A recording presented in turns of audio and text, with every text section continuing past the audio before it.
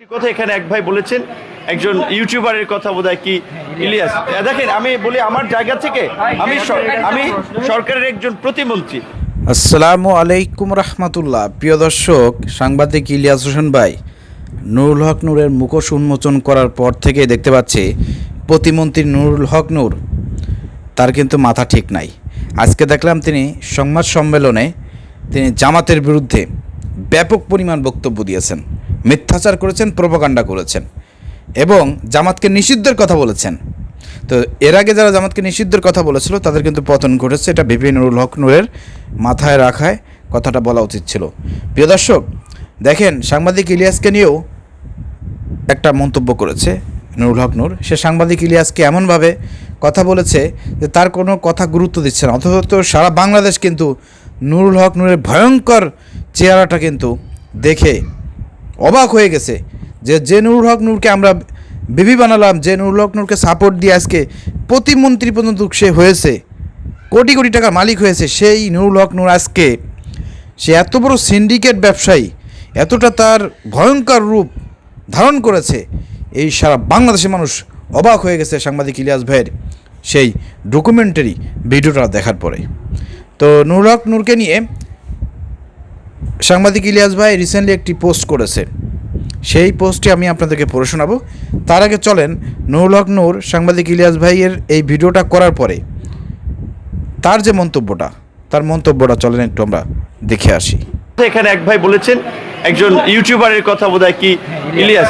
দেখেন, আমি বলি আমার জায়গা থেকে আমি সরকারের একজন প্রতিমন্ত্রী, একজন দেশের বাইরে থাকা, এখান থেকে পালিয়ে গেছে, নানাবিধ অপকর্ম করে, সাংবাদিকতা নামে চাঁদাবাজি করেছে, কিংবা আরেকজন ধরেন পিনাকি ভট্টাচার্য ফ্রান্সে থাকে, তারা এখানে দেশকে অস্থিতিশীল করার জন্য বিভিন্ন গোয়েন্দা সংস্থার এজেন্ট হয়ে কাজ করে।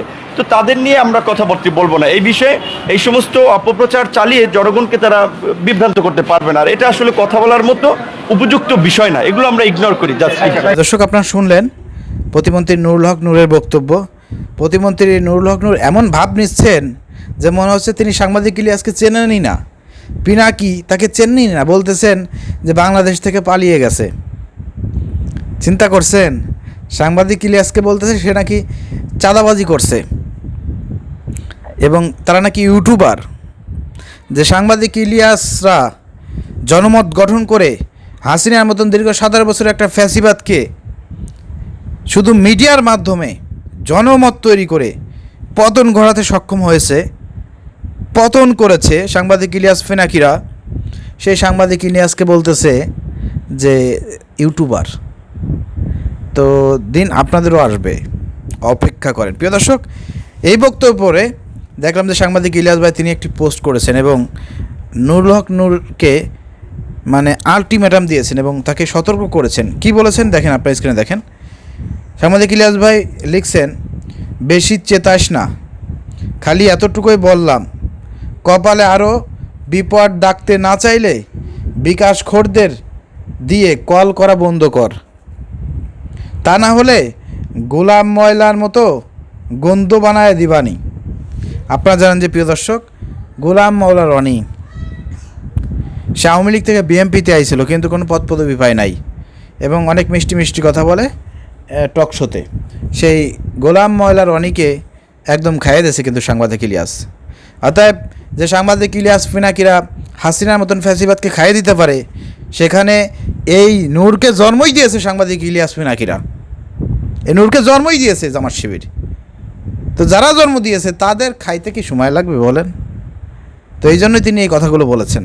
অতএব আমি মনে করি বর্তমান যে বাংলাদেশের প্রধানমন্ত্রী তারেক রহমান আছেন, এই ধরনের পচা গলা নর্দমার কীট যারা কথার বরখিলাপ করে এবং উল্টোপাল্টা কাজ করতেছে, সিন্ডিকেট তৈরি করে আজকে রাজত্ব করতেছে, সন্ত্রাসী এবং চাঁদাবাজি করতেছে, এই সব দলের প্রধানদের, এই নুরুল হক নূরদেরকে গুরুত্বপূর্ণ মন্ত্রণালয়ের থেকে এদেরকে বাদ দেওয়া দরকার।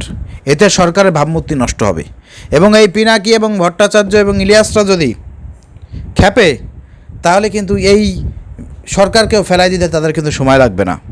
বুঝতে পারছেন? অলরেডি কিন্তু জনমত গঠন হয়েছে, অলরেডি মিলিয়ন মিলিয়ন মানুষ কিন্তু এই ভিডিওটা দেখেছে এবং তারা দেখেছে নুরুল হক নূরের ভয়ঙ্কর সেই চেহারা কিন্তু অলরেডি ফাঁস হয়ে গিয়েছে। এরপরে যদি একে সরকারে রাখে সরকার, এটা সরকারের জন্য বিপদ হবে, এটা সরকারের জন্য বিপদ হবে। এটা নূর হক নূরের মানে জনগণের কিছুই হবে না, এটা সরকারের জন্যই হবে বিপদ। গলার কাটা হয়ে দাঁড়াবে নুরুল হক নূররা। তারা যে ভয়ঙ্কর রূপ ধারণ করেছে, এবং বিএনপির লোকজন ওইখানে 10 মিনার এবং নুরুল হক নূরের এলাকায় বিএনপির লোকজন যে অভিযোগগুলো এনেছে, বিএনপির লোকজন হাসানুল মামুল থেকে শুরু করে যারা আছে তাদেরকে কিন্তু কোনো স্পেস দিচ্ছে না বিএনপি, তাদের কথাগুলো শুনতেছে না। তো দুঃসময়ে বিএনপি ত্যাগী নেতারা আজকে বঞ্চিত, অবহেলিত, হামলা মামলার শিকার হচ্ছে। বিএনপি কিন্তু জনবিচ্ছিন্ন দলে পরিণত হচ্ছে। সবচেয়ে জনপ্রিয় দল ছিল বিএনপি, কিন্তু তাদের এই কার্যক্রম আস্তে আস্তে তাদেরকে কিন্তু জনবিচ্ছিন্ন দলে পরিণত করতেছে। আওয়ামী লীগের মতন কিন্তু তারা চলে যাচ্ছে, আওয়ামী লীগের পথে হাঁটতেছে। তো আওয়ামী লীগের পথে হাঁটলে পারে ইলিয়াস পিনাকির আবার জনমত তৈরি করে হাসিনার মতন কিন্তু বিএনপিও কিন্তু লাল কার্ড দেখাই দিতে পারে। অতএব সতর্ক হন, আমরা শুধু সতর্ক করব।